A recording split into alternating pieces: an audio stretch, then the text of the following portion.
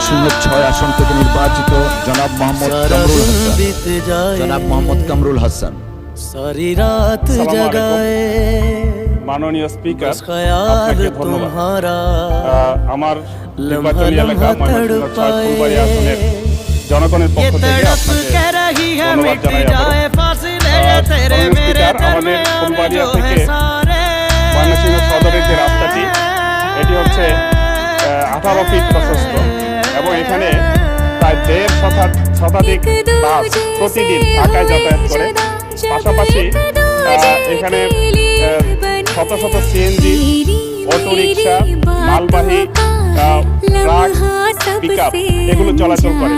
আমরা দেখেছি যে 10 মাইল এবং লক্ষ্মীপুর এলাকায় প্রতি মাসে 2-1টি দুর্ঘটনায় মৃত্যু এবং পঙ্গুত্ব বরণ করছে অসংখ্য মানুষ।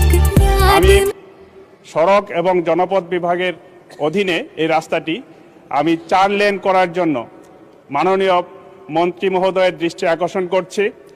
এই রাস্তাটি যদি প্রশস্ত হয় তাহলে এবং এই ফুলবাড়িয়া থেকে আসিম হয়ে বগারবাজার পর্যন্ত ত্রিশালের এই রাস্তাটি সংযুক্ত করে দেওয়া হয়, তাহলে দেখা যাবে প্রায় 40 কিলোমিটার রাস্তা ঢাকার সাথে কমে যাবে।